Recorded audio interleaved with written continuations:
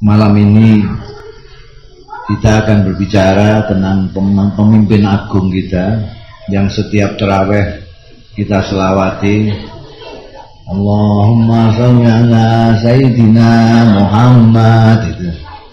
Itu kata pepatah klise, tak kenal maka tak sayang. Maka saya sebelum menceritakan lebih lanjut tentang orang yang menurut Michael Hart sebagai orang yang paling berpengaruh di dunia nomor 1 ini, saya ingatkan akan sebuah hadis atau athar tentang apa yang dikatakan istri beliau sendiri yang beliau cintai, yaitu Siti Aisyah, yang mengatakan bahwa Rasulullah karena khuluquhul Quran, akhlaknya Rasulullah adalah Quran. Dan saya akan membacakan dulu sebuah ayat yang sangat populer di tanah air, di daerah-daerah hampir selalu dibaca setiap malam Jumat, yaitu tentang pemberian Allah Subhanahu wa ta'ala sendiri tentang Rasul dan kekasihnya ini. A'udzubillahi minasyaitonirrajim. Laqad ja'akum rasulun min anfusikum azizun 'alaihi ma 'anittum harisun 'alaikum bil mu'minina raufur rahim. Kalau Anda baca terjemahan DPAK, Departemen Agama, insya Allah tidak begitu paham sama.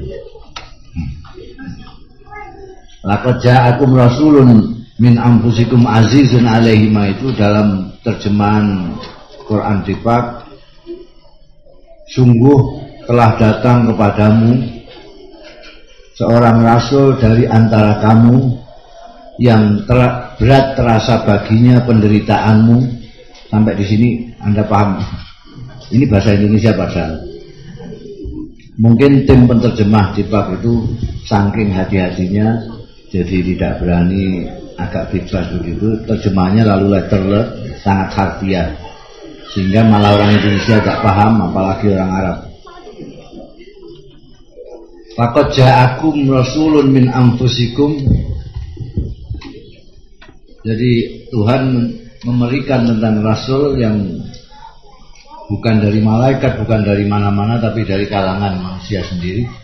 Azizun 'alaihi ma'anittum, yang diterjemahkan berat terasa baginya penderitaanmu. Berat terasa baginya penderitaan. Ini kira-kira pahamnya gimana tuh? Jadi coba diangkat ini. Wah, berat terasa bagiku. Ini berat terasa bagiku. Nanti tidak kuat saya. Kamu supaya di luar sana tidak usah pakai baju ya, di luar sana. Wah, berat terasa bagiku. Oh, tidak tahan. Ya, kalau kita terjemahkan bebas tidak tahan, maka akan lebih mudah. Jadi Rasulullah itu salah satu sifat unggulannya adalah tidak tahan melihat penderitaan umatnya. Azizun 'alaihi ma'anittum. Tum itu kalian umat. Jadi, Rasulullah itu sangat tidak tahan melihat penderitaan umatnya. Rasulullah ada bayi meninggal, menangis sampai sahabatnya tanya, orang Arab dulu nggak begituan, nangis itu termasuk nangis itu timbul dari kasih sayang, kata beliau. Azizun 'alaihi ma'anittum, berat terasa baginya, tidak tahan melihat penderitaan umatnya. Harisun 'alaikum, penuh perhatian untuk keselamatanmu. Jadi sangat mengharapkan sekali, sangat ingin sekali umat ini selamat. Harisun 'alaikum bil mu'minina raufur rahim, kepada orang-orang yang beriman sangat menaruh belas kasihan. Itu Rasulullah Sallallahu Alaihi Wasallam. Dan kenyataannya kalau kita lihat sejarah Rasulullah, memang itulah ciri utama dari Rasulullah Sallallahu Alaihi Wasallam. Rasulullah itu pernah suatu ketika melihat sahabatnya yang tunawisma, namanya Abu Hurairah, nama aslinya Abdurrahman, tapi karena dia suka kepada kucing kecil lalu oleh Nabi memanggilnya Abu Hurairah, bapaknya kucing kecil. Beliau tidak punya rumah, jadi tidurnya di masjid. Kalau Anda nanti atau sudah haji di Masjid Nabawi, itu ada tempat yang agak tinggi di belakangnya makam itu, dan banyak orang baca Quran itu tempat orang-orang yang tidak punya tempat tinggal dan tidurnya di situ dulu. Suatu ketika Rasulullah melihat Abu Hurairah ini menempelkan perutnya ke tanah. Jadi bukan ubin, dulu tidak ada ubin-ubinan, ya, tanah biasa itu. Tidak ada karpet juga. Ditanya sama Rasulullah, kamu ngapain Bu? Kalau bahasa Jakartanya, lu ngapain Bu? Lu ditempelin tanah tuh. Enggak apa-apa. Enggak, kalau enggak apa-apa mesti enggak kamu tempelkan perut kamu ke tanah. Lapar ya? Iya. Sudah berapa hari enggak makan? Sehari semalam Rasul. Oh, kalau gitu berpaut sedikit dengan saya. Saya sudah 2 hari 2 malam enggak makan. Ayo cari makan. Enggak. Beliau 2 hari 2 malam. Dan sahabatnya ini atau muridnya ini 1 hari 1 malam. Beliau kasihan sekali. Ayo cari makan. Lalu masuk ke rumah Siti Aisyah, kalau model bahasa orang Jawa, Aisyah ini ada orang kaliren gitu. Ini ada orang apa? Maksudnya gitu. Ini ada orang kelaparan ini. Ini kamu punya apa gitu. Siti Aisyah bilang, wah, tidak ada apa-apa Nabi, hanya ada susu setengah botol. Masa aja susu setengah. Ya sudah cukup itu untuk ganjel-ganjel. Itu lalu kalau saya dengan santri saya pasti saya tenggak dulu. Kalau saya 2 hari 2 malam nggak makan, dia baru 1 hari 1 malam. Saya tenggak dulu biar nanti kalau sisa ya untungnya enggak ya nasibnya. Tapi Rasulullah enggak begitu. Diminum. Wah enggak, Rasul dulu. Rasul kan 2 hari 2 malam enggak makan. Ya tapi aku enggak pucat seperti kamu. Rasulullah itu kuat karena Rasulullah tahu bahwa lapar itu kosong perut. Makanya keroncongan, kata orang Jakarta, karena enggak ada isinya. Kalau diisi enggak lapar lagi. Nah diisi dari dalam dengan di luar itu sama saja.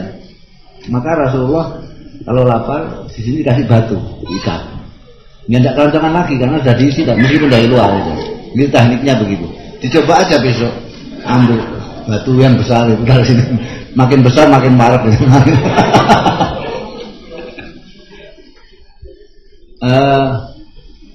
Setelah Abu Hurairah minum, baru Rasulullah Shallallahu Alaihi Wasallam itu kalau diceritakan sekarang seperti dongeng, saking tidak teganya melihat, saking sayangnya, saking perhatiannya terhadap umat kepada sesama itu. Belum ada di dunia ini seorang pemimpin, baik pemimpin agama ataupun yang lain, takziah kepada orang, pada sahabatnya yang burungnya meninggal. Burung bukan saudara. Kalau saudara, istri, kakak itu sudah saya biasa juga takziah. Ini ada orang burungnya meninggal di takziah itu. Belum pernah ada. Jadi ceritanya ada seorang sahabat yang sangat senang sekali dengan burung. Di kita mungkin perkutut atau decak rawa gitu. Jadi kalau mau ke masjid itu mecah hidung. Kalau bunyi baru pergi. Itu sampai terkenal, sahabat-sahabat kenal, Kanjeng Nabi juga tahu bahwa orang itu sangat menyintai burung peliharaannya. Tiba-tiba meninggal. Itu Rasulullah itu menyempatkan diri datang takziah. Persis takziah betul itu. Gimana solusinya kok sampai mati itu? Apa kurang makanannya? Oh, sudah nih Nabi, minumnya mungkin. Minumnya ya saya kontrol terus itu. Kalau begitu ya sudah minum sudah sampai ajalnya. Jangankan kok burung, manusia saja kalau sudah sampai ajalnya dia tidak bisa ditahan-tahan. Sabar saja, mudah-mudahan mendapat ganti burung yang lebih kung gitu kan. Bahaya saya membayangkan kayak apa seorang umat, seorang anak buah dibegitukan oleh pemimpinnya hanya gara-gara mati. Saya pikir terus hilang saja, susahnya kehilangan burung hilang sama sekali. Karena ada simpati dari pemimpinnya sampai sedemikian rupa. Jadi jangankan kalau Kanjeng Nabi jalan naik dulu, Kanjeng Nabi itu naiknya bihol. Biasaan naik itu bihol. Bihol itu binatang hibrida. Jadi dia tidak bihol beranak bihol tidak. Dia hanya bisa jadi bihol kalau ada perkawinan antara kuda dengan keledai. Jadi, kalau di analogkan sekarang itu kalau unta itu bis lah, bis atau truk itu. Kalau kuda sedan, kalau bihol ya sepeda motor, kalau keledai itu sepeda ontel itu. Anjing Nabi itu kebiasaan itu naik bihol, jadi sepeda motor lah sekarang ya. Itu setiap kali beliau melewati seseorang itu selalu berhenti dan digoncengi gitu, digoncengi. Pernah satu ketika lewat begitu ada sahabatnya, kamu kok keringatnya begitu dari mana katanya? Oh, dari sana. Kami ngomong apa? Mau kemana? Kamu ke masjid? Ayo bunceng. Saking senangnya dari tadi jalan dapat boncengan, meluncaknya kenceng sampai jatuh berdua. Itu ada hadis sahih di Bukhari, ada di Muslim ada. Jadi bukan karangan, ini hadis semua yang saya bawakan di sini hadis sahih semua. Jatuh berdua. Oh kamu ini karena tidak tahu. Asma putri dari sahabat Abu Bakar pernah juga membawa ya barang bawaannya perempuan lah ya. Kanjeng Nabi lewat dibonceng oleh Rasulullah. Kalau sekarang ada pemimpin lewat terus nyimpangi anak buahnya lalu mengatakan aku duluan ya, itu sudah paling bagus itu. Top sudah. Wah itu sudah dibicarakan bahwa pemimpin luar biasa ini mau menyapa saya. Dan kalau menurutkan itu tidak mungkin mau. Rasulullah Shallallahu Alaihi Wasallam luar biasa. Perhatiannya juga demikian. Di Masjid Nabawi itu dulu ada seorang wanita yang hitam sekali, orang Afrika. Orang Afrika namanya Kharqa. Perempuan ini pekerjaannya menyapu dan membuang sampah. Kharqa ini. Nah Rasulullah Shallallahu Alaihi Wasallam ini kebiasaannya kalau biasa kelihatan kok tidak kelihatan, itu pasti ditanya. Ini Umar bin Khattab di mana kok nggak kelihatan? Oh sedang apa namanya menungguin barang dagangannya yang mau dibawa ke Syam. Oh iya kita doakan dia dapat untung besar. Ini saat gimana saat? Saat sakit Rasulullah. Ayo kita nengok. Itu begitu. Itu kebiasaan Rasulullah. Suatu ketika Rasulullah kumpul begini ini terus, loh, saya kok sudah lama nggak lihat Kharqa ya, tukang sapu tadi. Loh, sudah meninggal Rasulullah. Innalillahi wa inna ilaihi raji'un. Sudah meninggal. Iya sudah sebulan yang lalu. Lu kok saya nggak diberitahu? Pikirnya serapat-serapan, masa tukang sampah meninggal saja pemimpin diberitahu, nanti rusak pikirannya gitu. Tapi Rasulullah marah-marah. Gimana saya nggak diberitahu? Tunjukkan sekarang gimana dia dikebumikan. Maka diantarkanlah beliau setelah 1 bulan itu ke makamnya Kharqa, si tukang sapu ini. Dan Rasulullah salat di situ. Maka oleh ahli-ahli fikih hadis ini dibuat dasar bahwa orang mensalati jenazah yang meninggal sudah 1 bulan, di atas 1 bulannya itu boleh. Sayangnya santri-santri sekarang hanya melihat hadis itu sebagai hadis legitimasi tentang orang yang salat di kuburan tadi, tidak mengambil makna yang lebih mulia, lebih luhur dari hadis tersebut, yaitu bagaimana perhatian seorang pemimpin agung terhadap rakyatnya yang sangat jember. Ini azizun alaihi ma'anitum ini bisa kita rasakan juga di dalam perintah-perintah keagamaan.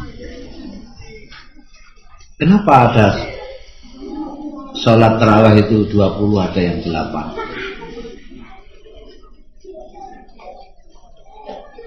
Itu dulu menurut kitab-kitab kuning, Rasulullah itu sholat di masjid, sholat tarawih, puasa itu.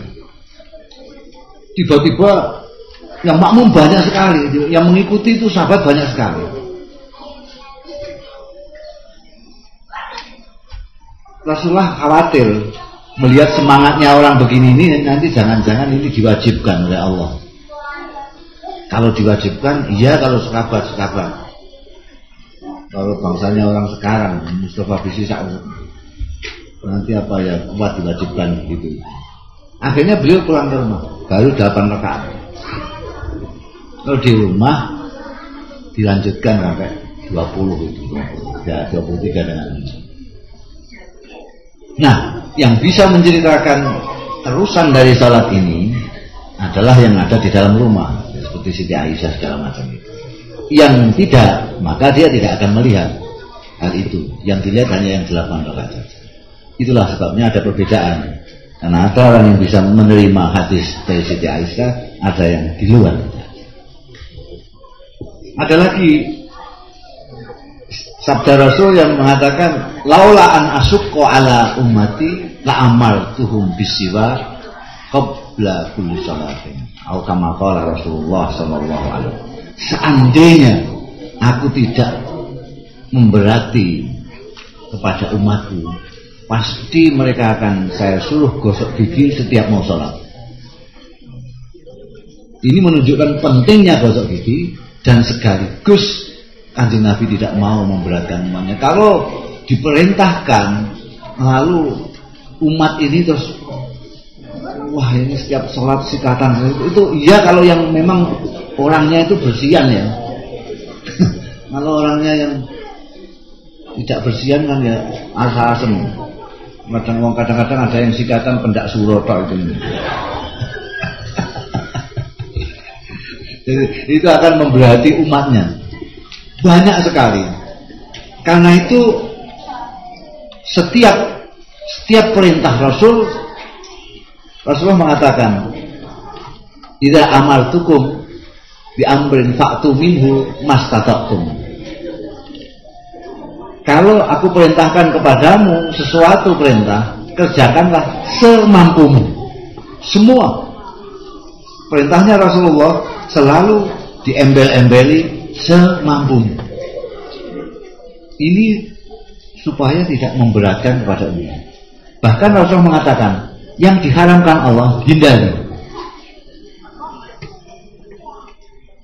yang dilarang oleh Allah hindari. Yang tidak dilarang Allah jangan tanyakan, supaya jangan gitu. Biarkan saja, nanti kalau diselidiki malah haram gitu. Itu bukan karena Allah lupa, tapi karena rahmatan lakum, karena Tuhan. Maka saya heran, ketika MUI itu membuat label halal itu, saya agak bingung. Yang halal itu banyak, yang haram yang sedikit. Mestinya label haram aja. Kecuali kalau ada maksud untuk supaya ada pemasukan setiap label sekian itu kan. Itu memang perlu yang banyak itu. Tapi kalau semua yang tidak diharamkan halal. Jadi kan yang haram sedikit sekali sebetulnya. Jadi kita tidak boleh mempertanyakan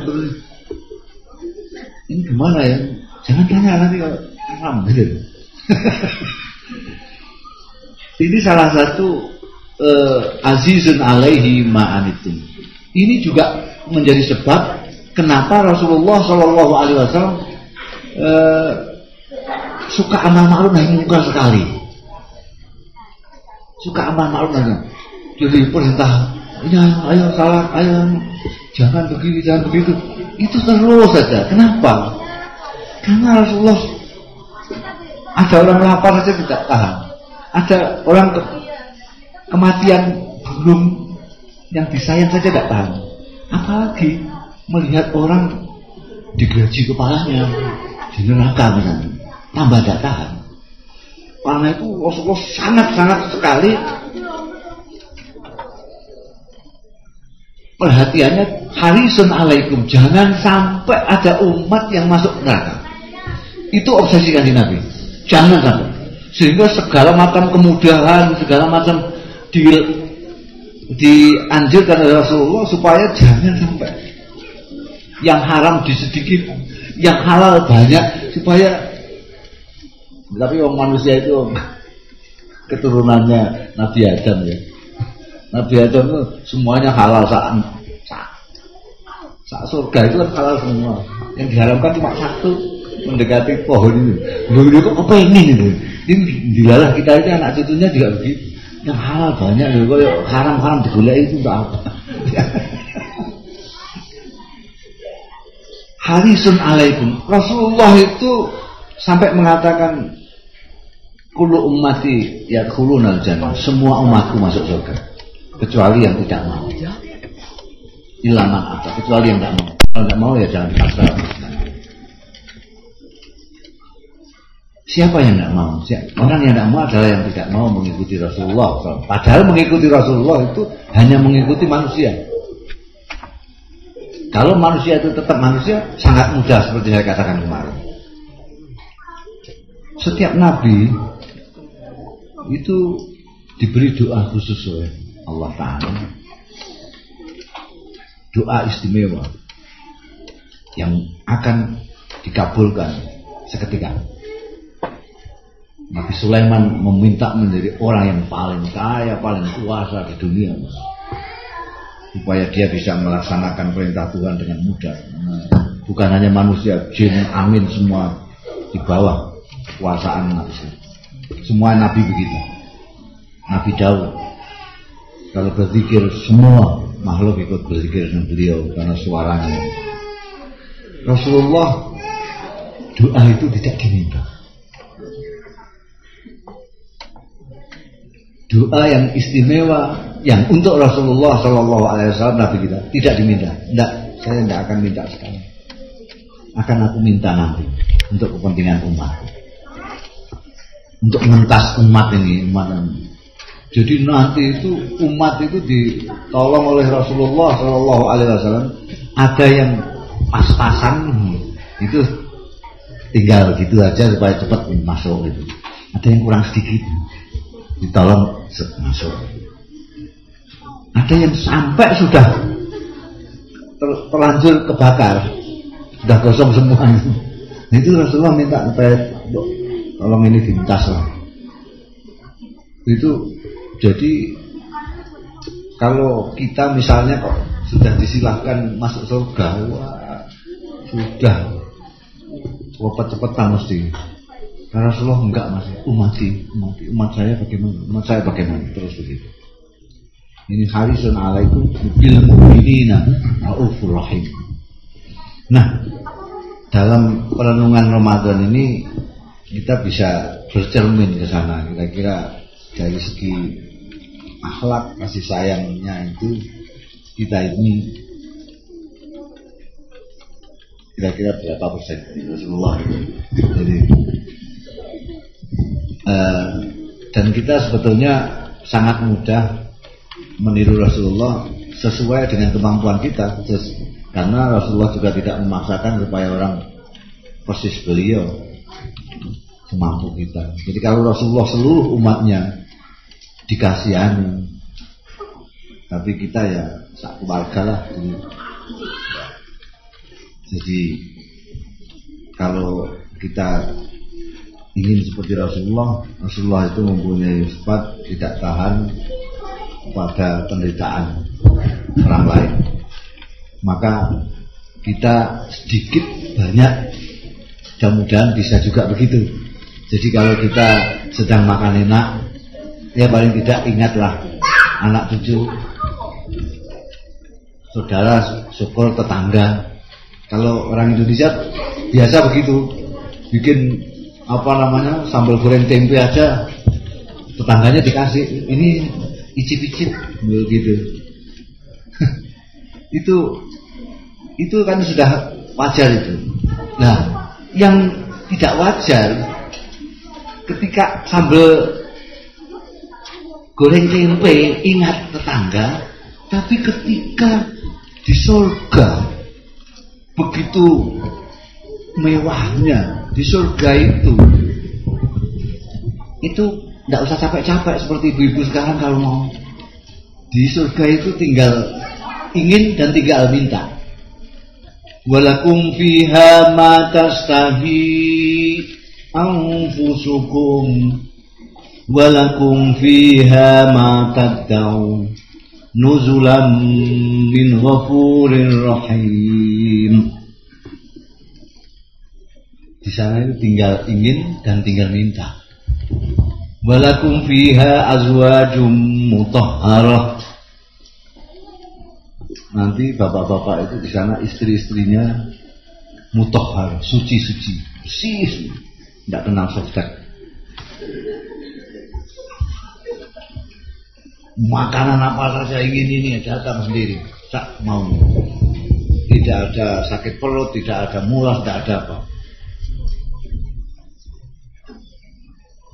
Yang kita tidak ada bosan, tidak ada jenuh, tidak ada belenger bahasa Jawanya, tidak ada. Yang kita khawatirkan ketika kita sedang menikmati surga itu tiba-tiba ada kenalan kita yang memanggil-manggil kita. Ada satu ayat yang saya sukai tapi saya takuti sekaligus. Ayat itu menceritakan nanti ketika kita semua sudah di surga, ada yang teriak-teriak menjerit-jerit di neraka dan kita kenal. Akan saya bacakan dengan sekaligus lagu supaya Anda tahu juga bahwa suara saya kenal.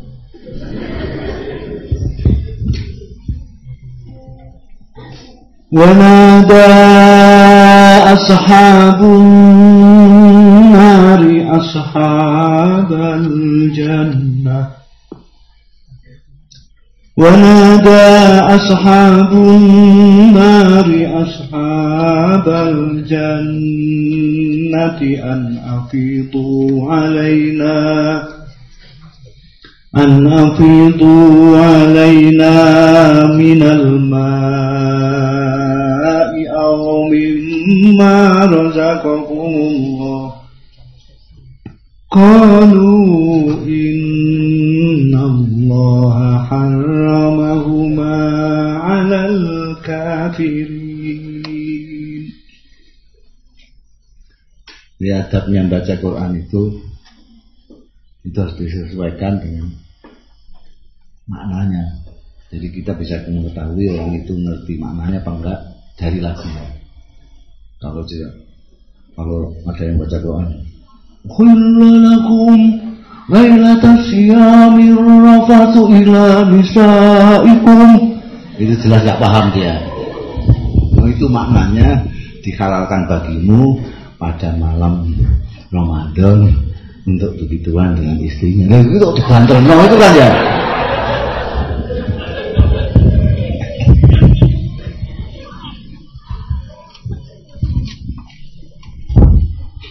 Jadi itu tidak dibikin-bikin. Jadi lagunya memang saya kalau baca itu ya memang lagunya begitu.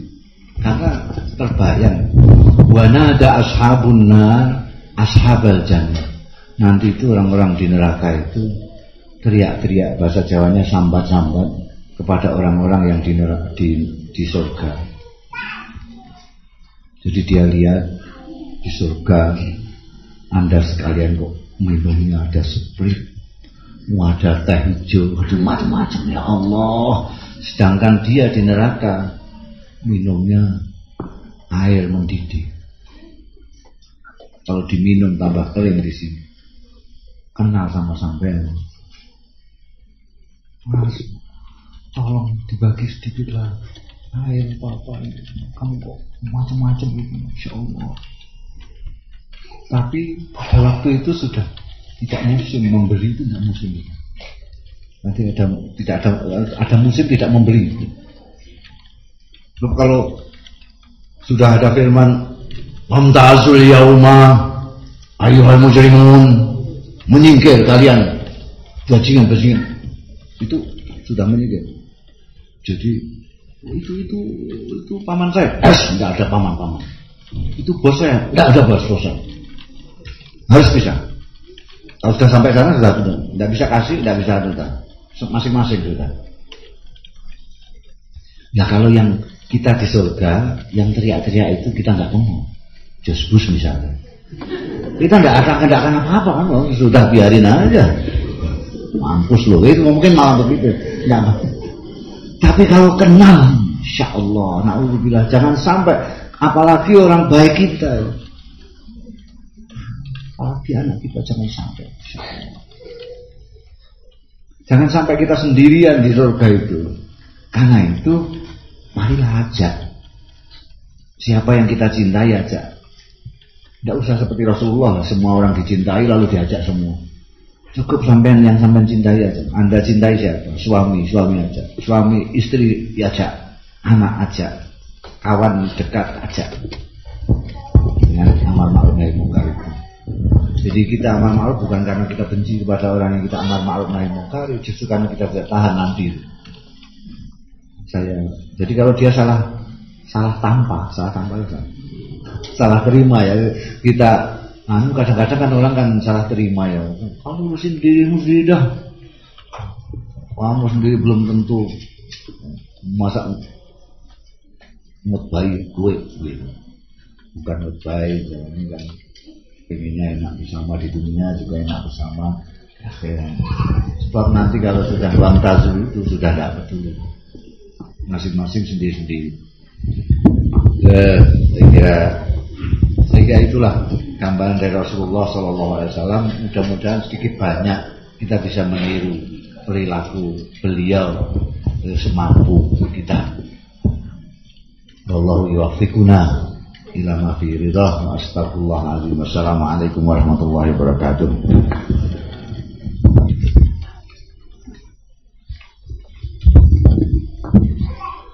Demikianlah tadi ceramah tentang Rasulullah. Semoga dengan isi yang disampaikan tersebut menambah cinta kita kepada Rasulullah, sehingga kita juga bisa semakin senang untuk melaksanakan perintah dan apa yang disunahkannya.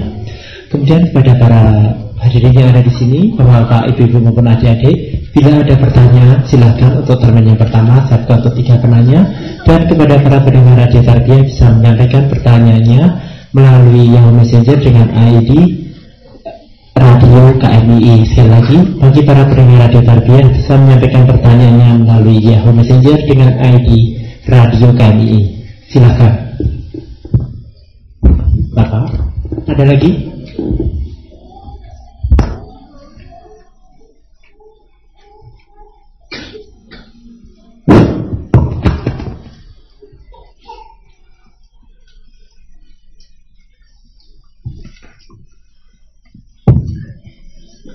Assalamualaikum warahmatullahi wabarakatuh.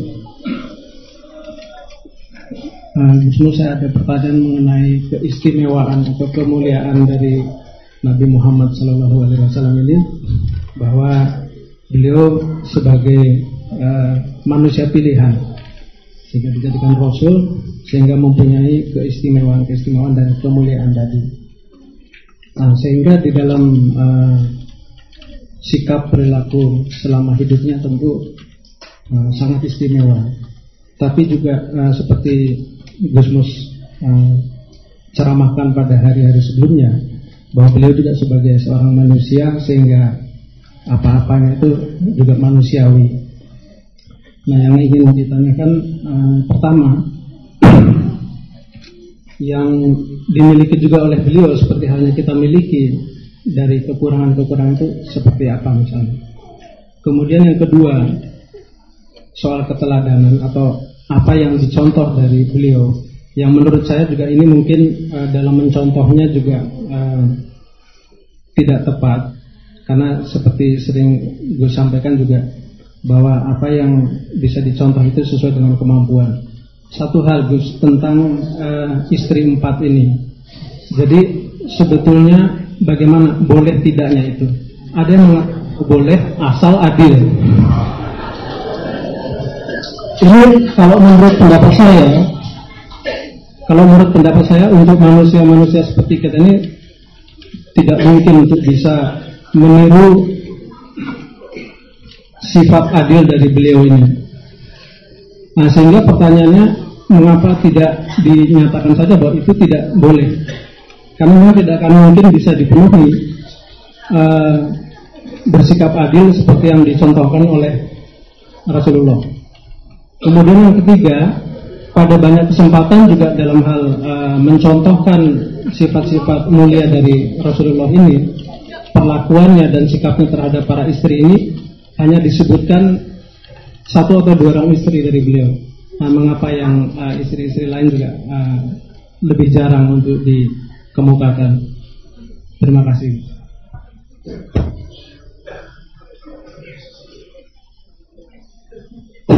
Terima kasih Bapak. Ada lagi pertanyaan dari ibu-ibu atau yang lain?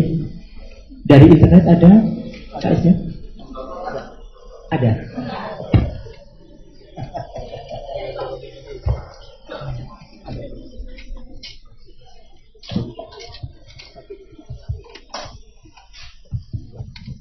Assalamualaikum warahmatullahi wabarakatuh. Ustaz, ada 2 pertanyaan dari internet. Yang satu dari teman kita di Belanda, Mas Ari. Pertanyaannya, perbuatan apa yang paling baik untuk kita lakukan di zaman sekarang ini? Maksudnya 1400-an tahun setelah Rasulullah hijrah ya, sebagai perwujudan cinta kita kepada Rasulullah SAW, agar kita termasuk ke dalam sesungguhnya umat Rasulullah. Terus yang kedua, ini ada salah satu hadis yang mengatakan, celakalah bagi orang-orang yang tahun ini lebih buruk dari tahun sebelumnya, dan rugilah orang-orang yang tahun ini sama dengan tahun sebelumnya, serta beruntunglah mereka yang lebih baik dari sebelumnya. Merujuk pada apa yang dikatakan oleh Gusmus, bukankah kita tidak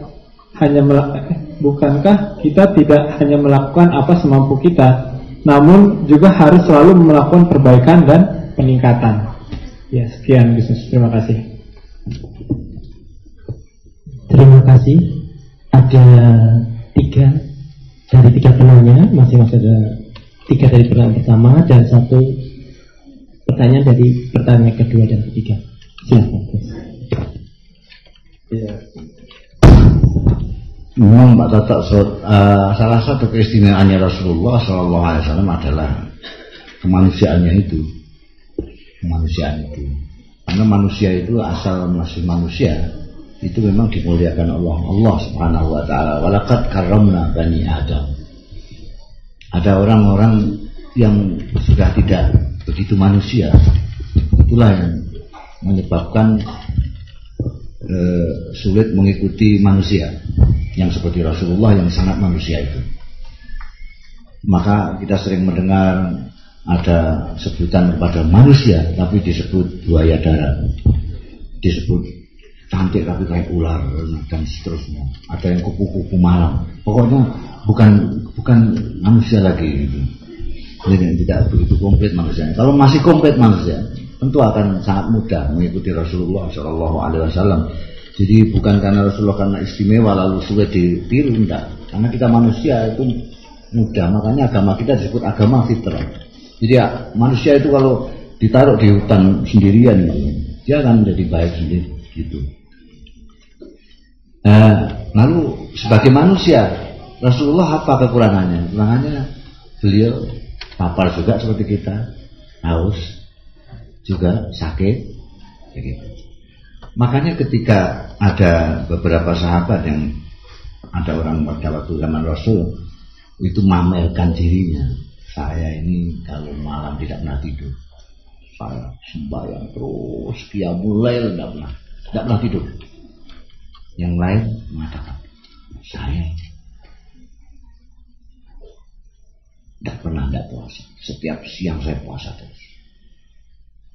Yang satunya lagi, saya selama hidup tidak pernah menyentuh wanita. Dikiranya wanita itu kotor atau gimana gitu. Jadi bangga. Mereka lalu ingin tahu, kalau saya saja begini, Rasulullah kayak apa? Mereka datang ke Madinah, kemudian Rasulullah ketemu sama mereka. Sebelum ketemu, Rasulullah sudah mendengar bahwa ada 3 orang yang ingin konfirmasi tentang ibadah yang hebat itu. Jadi ketika Rasulullah ketemu, kalian ya yang ngomong begini-begini, kamu tidak pernah tidur, kalau malam kamu tidak pernah menyentuh wanita, kamu tidak pernah nggak puasa. Iya Rasulullah.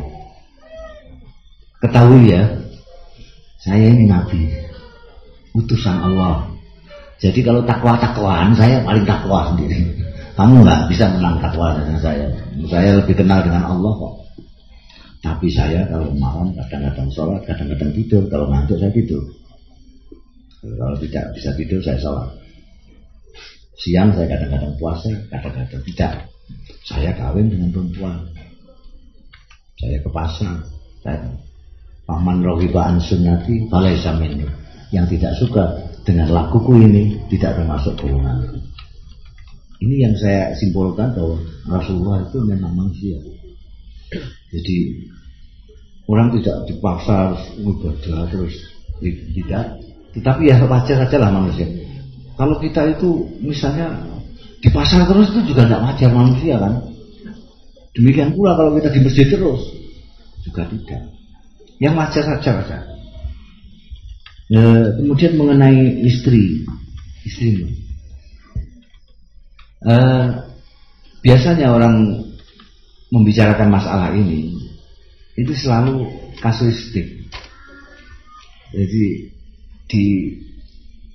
dilihat dari kacamatanya sendiri dan kasusnya sendiri gitu. Jadi kalau yang ngomong perempuan, wah tidak bisa itu, tidak bisa. Kalau yang laki-laki, apalagi laki-laki yang memang kepengin kawin lagi, oh ini sudah jelas, boleh diperbolehkan. Itu panggilu atau balakum minan nisa'i masna wa sulasa wa ruba. Malah menurut gramatika masna itu 22, sulasa 33, ruba 44. Jadi berapa itu 44, 33, 22 itu. Tidak dibaca terus ayatnya bahwa itu ada persyaratan yang adil dan ada ketentuan-ketentuan yang harus dilakukan. Kalau kata Pak Toto, kenapa kok tidak dilarang sama sekali saja kalau memang persyaratannya sulitnya begitu, adil nggak bisa. Ada kasus-kasus di mana orang itu harus kawin lagi. Kalau tidak, dia malah akan jajan kemana-mana. Dan itu zina, itu malah berat itu. Misal, ya itu saya tidak bisa mencontohkan ya, mungkin ada kasus istrinya bagaimana lah gitu. Pokoknya dia libidonya masih keras sekali, tapi istrinya tidak bisa berbuat apa-apa. Tempat saya itu ada yang istrinya sudah menyerah, kawinlah lagi kamu, saya tidak tahan sudah. Saya tidak tahu, saya sakit. Kalau tidak percaya tanyakan dokter yang meriksa saya sakit. Gitu. Nah, kamu kalau masih, kamu kalau tidak ada saya bagaimana ini? Masa cempet tangan pintu?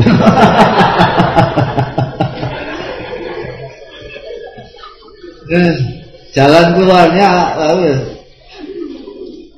itu bahasa Prancis tadi.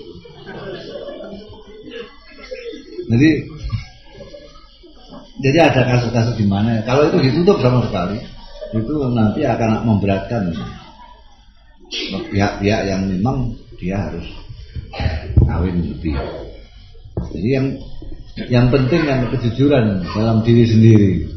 Apakah kita itu memerlukan itu ataukah hanya menuruti hawa nafsu saja? Ini yang penting sebetulnya, inti daripada itu.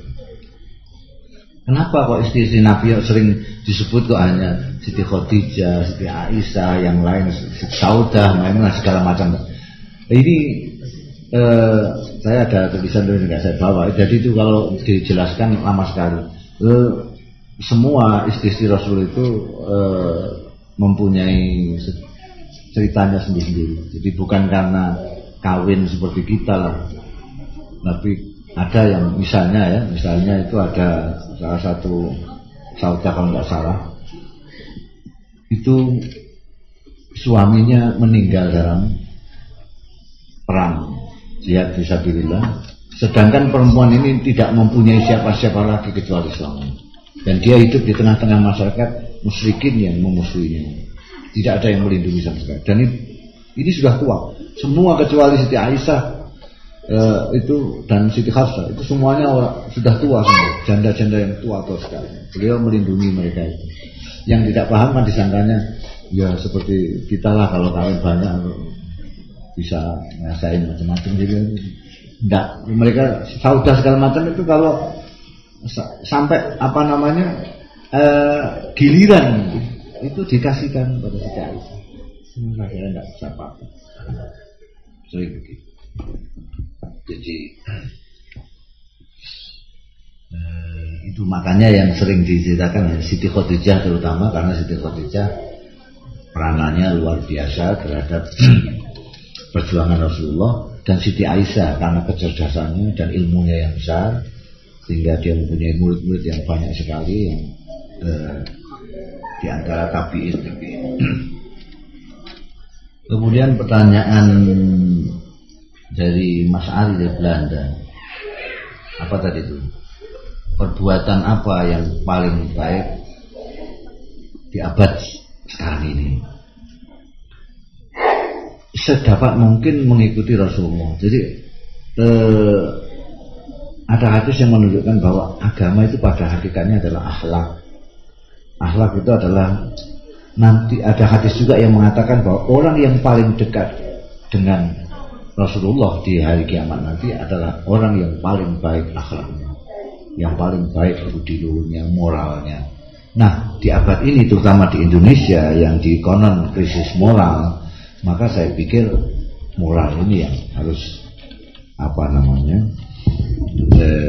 moral dan saling menyintai satu sama lain. Seperti yang sering saya katakan, kita juga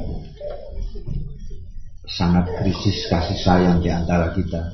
Kita sesama umat Islam, kalau zaman dulu itu kalau sembahyang, kalau sholat itu Rasulullah rukuk, Allahu Akbar, Allahu Akbar, Sami Allah liman hamidah, Rabbana. Jadi kalau bunyanil marsus, kayak bangunan satu, wah, gini. Jadi orang lihat ngeri sekali. Kalau sekarang kan pating peletot, ada yang pura-pura lebih khusyuk dari imamnya. Imamnya sudah jengkelek, dia masih sujud sendiri gitu. Tidak kompak ya. Itu menunjukkan bahwa di hatinya itu tidak satu.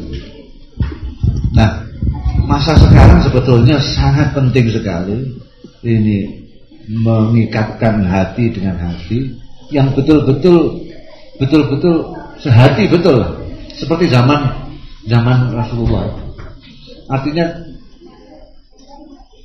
kita kasihan juga, kita juga menegur sapa, kita mengingatkan yang lupa, memberitahu yang tidak tahu, dan seterusnya. Itu menjadi budaya yang, sehingga kalau tidak, kita akan menghadapi dunia ini sendiri-sendiri, itu sangat berat sekali. Sini dimingi-mingi kepingin, tidak punya kawan. Ya seperti saya katakan kemarin, contohnya puasa ini. Puasa ini kita menjadi kuat sekali karena kita bersama-sama. Coba kalau dijadwal satu-satu, ini hari Kamis, ini hari Senin, itu berat sekali. Tidak ada kawannya untuk melawan. Nah ini untuk kasus-kasus yang lain saya kira perlu ini kita budayakan. Masa salaman seperti ini kan akrab sekali, ini kok cuma Ramadan tak itu bang. Buyo begini nih, kalau setiap hari alangkah nikmatnya ya. Di sini tidak ketahuan mana yang orang penting, mana yang kelihatan sama gitu. Kemudian yang kedua, saya agak nggak paham kenapa kok adakan perubahan, mengadakan perbaikan, kok tidak boleh semampunya. Ini tidak bertentangan. Kita memperbaiki diri itu tidak bisa di luar kemampuan kita. Nah ini yang menjadikan masalah di kita kan itu. Orang yang amar ma'ruf nahi mungkar dan dia tidak mampu tetapi memaksakan diri, itu menjadi masalah di kita. Orang yang mau amar ma'ruf nahi mungkar itu disyaratkan dia harus mengerti apa itu ma'ruf, apa itu mungkar, supaya dia bisa amar ma'ruf, bisa mungkar. Dan kedua syaratnya, dia harus melakukan dengan ma'ruf. Kalau dia tidak tahu itu ma'ruf, itu mungkar, dia tidak bisa amar ma'ruf nahi mungkar. Kalau dia tahu amar ma'ruf nahi mungkar itu apa, tapi dia tidak tahu caranya, maka amar ma'ruf nahi mungkarnya tidak memenuhi sasaran. Seperti yang banyak kita lihat itu. Karena dia tidak dilakukan dengan ma'ruf. Nah, kita memperbaiki diri pun semampunya. Allah Subhanahu wa ta'ala pun berfirman dalam Al-Quran, ittaqullaha mastata'tum. Takwa pun itu dilakukan semampu. Bahkan kata mufassir ada yang berpendapat bahwa ittaqullah haqqa tuqatih itu dinasakh dengan ittaqullah mastata'tum. Dan ini sangat manusiawi sekali, dan ini cocok sekali dengan ayat yang sering saya baca, bahwa la yukallifullahu nafsan illa wus'aha.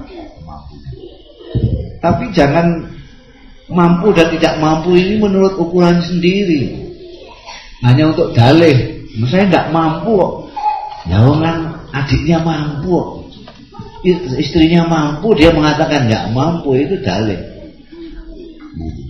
Jadi mampu menurut ukuran manusia itu sendiri. Saya kira itu yang bisa saya ucapkan. Terima kasih.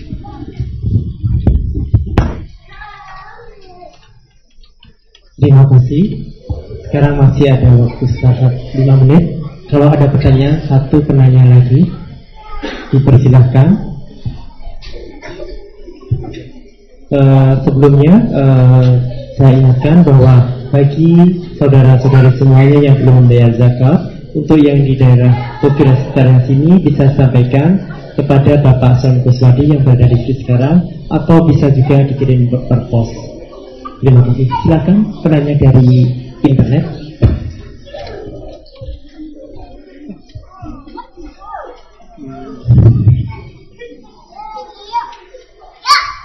Ini ada satu pertanyaan dari teman kita di Osaka, Bapak Abdi Pratama. Dia menanyakan, dikatakan di dalam Al-Quran ada ayat mengatakan jika timbangan kebaikan lebih banyak dibanding keburukannya, maka dia akan masuk surga. Dan bagaimana dengan ayat dosa yang atau amal sebesar biji zahra pun itu akan dibalas? Itu bagaimana penjelasannya, Ustaz? Satu lagi, ini ada dari Sutiono Philadelphia, itu menanyakan adakah hadis yang meriwayatkan seperti apa wajah dan postur Rasulullah itu Dan bolehkah rambutnya ikal atau lurus, kulitnya putih seperti putihnya orang Arab, atau apakah agak gelap? Bolehkah kita mencoba membayangkan wajahnya Rasulullah? Ya, Ustaz. Terima kasih. Terima kasih. Silakan kepada Gusmus. Yang pertama untuk Mas Abdi Pratama, memang ada ayat yang menyebutkan waman saqulat mawazinuhu fahuwa fi 'isyatir radiyah. Siapa yang timbangan amalnya lebih berat, maka dia akan hidup memuaskan di akhirat kelak. Tapi ada juga ada yang ada ayat lain yang ya busyat ya'mal mithqala dzarratin khairan yarah wa ya'mal. Jadi ini kan memang tidak ada pertentangan sama sekali, Mas Abdi. Jadi yang satu firman ini menunjukkan bahwa nanti itu amal perbuatan kita itu ditimbang. Sedangkan yang lain amal sezarrah, seatom pun akan tampak. Jadi kita seatom pun itu kita tampak nanti. Lain dengan di dunia ini, mungkin kita itu kalau nyumbang sedikit itu terus tidak kelihatan. Tapi kalau di sana sumbangan kita sedikit apapun nanti akan tampak, akan kelihatan semua. Yang jelek juga tampak, akan diketahui, akan kelihatan. Oh, ini dulu pernah nyuri telur dari kandangnya tetangga 1 butir, itu kelihatan. Tapi misalnya 1 yen saja yang kita sudah lupa pernah menyumbangkan, itu nanti tampak. Ini yen kamu dulu. Sekarang kok banyak sekali, ini sudah beranak pinak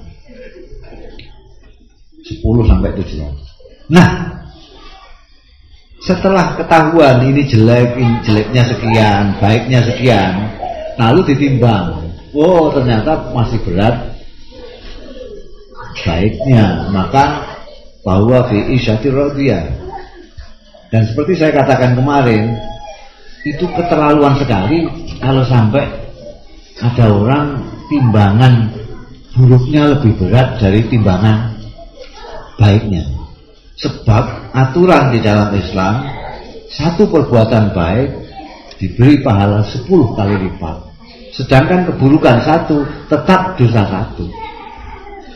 Jadi kalau manusia itu 50-50, jeleknya separuh, baiknya separuh, itu jeleknya 50, baiknya 500. Yang 50 juga ketahuan, yang 50 juga ketahuan. Cuma yang 50 baik dikalikan 10 minimal. Tentu akan berat itu. Begitu. Jadi banyak orang yang keterlaluan saja, yang sampai buruknya kok keberatan itu. Mungkin amal-amal baiknya tidak diterima oleh Tuhan. Nauzubillah min dzalik. Maka itu kita selalu berdoa taqabbal minna, itu yang selalu dibaca doanya, supaya diterimalah amal kita, supaya nanti bisa jadi timbangan berat. Kemudian yang berikutnya, apakah ada banyak sekali hadis-hadis yang menceritakan mengenai postur Rasulullah, tidak hanya secara fisik, tidak hanya rohaniah, akhlaknya saja, tetapi secara fisik. Rasulullah digambarkan itu proporsional sekali. Jadi Kanjeng Nabi itu contoh kesempurnaan dalam penciptaan. Orang cakep, cantik atau ganteng, itu karena proporsional. Hidungnya dengan bibirnya pas pada kali. Orang itu tidak begitu ganteng kalau bibirnya dengan hidungnya terlalu dekat atau terlalu jauh, atau hidungnya terlalu mancung, tidak imbang dengan yang lain. Kalau proporsional, matanya dan anunya itu serasi, maka dia akan ganti. Kalau matanya lebih dekat dengan telinga misalnya, itu wajahnya tidak akan dibilang cakep, tidak apa. Meskipun mancung, tetapi hidung ini jauh sekali dengan mulut. itu juga, atau nempel dengan mulut, pasti nggak dapat. Jadi itu suatu ayat dari Allah Subhanahu Wa Taala. Makanya sering disebut Nabi Muhammad SAW sendiri itu merupakan ayatullah, merupakan ayat tanda keagungan Allah. Bagaimana menciptakan sesuatu yang sangat sempurna sekali, indah dan adil. Itu definisinya hampir sama. Adil itu definisinya meletakkan sesuatu pada tempatnya, itu adil. Peci diletakkan di kepala, itu adil. Kebalikan dari adil adalah zalim. Zalim itu ngawur. Peci ditaruh di kaki, zalim. Indah juga begitu. Indah itu kalau sesuatu terletak pada tempatnya, itu indah. Kalau tidak, tidak. Buah dada, maaf ya Bu, itu indah karena tempatnya di dada. Tapi kalau tempatnya di dengkul, wow, tentu tidak indah sama sekali. Itu mungkin mirip udun lah.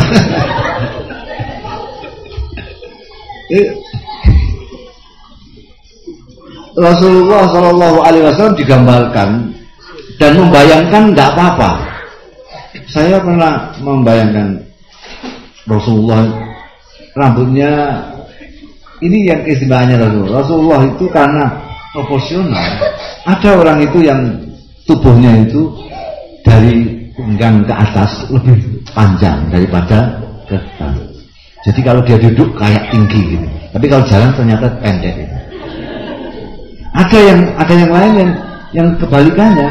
Di sini yang lebih panjang, tapi ke sini ke atas pendek. Dia ketahuan tinggi kalau sedang main bola kan. Rasulullah enggak, seimbang sekali. Sehingga orang yang pada waktu itu terkenal sebagai jangkung itu kalah tinggi dengan Rasulullah. Seperti sahabat Umar, seperti Sayyidina Hamzah, itu kayak orang naik kuda saking tingginya. Tapi segininya Rasulullah, masih tinggi Rasulullah. Kenapa? Karena Rasulullah proporsional semua postur tubuhnya. Sedangkan yang lain enggak, atau itu lebih, ada orang yang itu kok jangkung sekali. Ternyata dengan Rasulullah masih di bawah Rasulullah. Tapi ada yang terkenal pendek seperti Ibnu Mas'ud itu, dengan Rasulullah tidak terlalu jauh. Rasulullah wajahnya kulitnya putih kemerah-merahan. Jadi kalau kena panas matahari terus merah. Berbeda dengan kita sawo bosok. Itu kemerah-merahan. Hidungnya mancung, pipinya seperti paus di layang, dagunya seperti lebah bergantung, matanya seperti bintang kejora, dan pokoknya begitu lah ya. Rasulullah itu katanya Nabi Yusuf gantengnya separuh. Nabi Yusuf kalau kita ibaratkan itu bulan, tapi Rasulullah adalah matahari. Sehingga orang tidak tahan melihat Nabi terlalu lama karena auranya yang luar biasa. Kita juga bisa sebetulnya kalau itu kan tergantung di sini. Kadang-kadang di dalam ini bisa mempengaruhi aura manusia itu. Di sini ada energi cahaya di dalam kalbu ini yang bisa mencuat ke dalam. Kadang-kadang ada orang itu sebetulnya tidak begitu cantik, tapi karena dia di hatinya itu bersih, berbudi, itu auranya muncul lalu kelihatan cantik itu ada. Jadi Rasulullah seperti itu, karena dalamnya juga indah, maka muncul dalam keindahan yang sempurna, dan itu hanya diciptakan satu oleh Allah Subhanahu Wa Taala. Kalau kita bayangkan bisa saja, dan Anda bisa melihat dalam hadis-hadis ini. Kalau biasa lihat internet kan enak itu, nanti saja hubungi Agung dari Jepang itu lewat emailnya nanti ditunjukkan ya, hadis-hadis itu. Ada hadis tentang profil Rasulullah, matanya kayak apa, hidungnya kayak apa, mulutnya kayak apa, rambutnya ikal, mayang gitu. Tidak terlalu gondrong tapi tidak terlalu pendek. Jadi sebatas ini rambutnya Rasulullah. Janggutnya indah, jenggotnya indah. Lalu sekarang yang mau meniru Kanjeng Nabi itu janggutnya cuma 12. Oh ya, malah jelek itu. 12 kok diibu ya. Kalau dipelihara itu ngapain? Ya, saya kira itu jawaban untuk Mas Yono dari Kuliah dan Saudara Abdi dari Osaka. Terima kasih.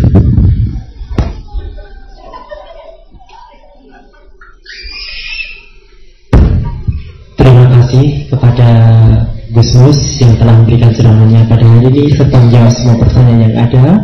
Dan karena waktu telah menunjukkan pukul 10 kurang 20, saya kira akhiri sampai di sini.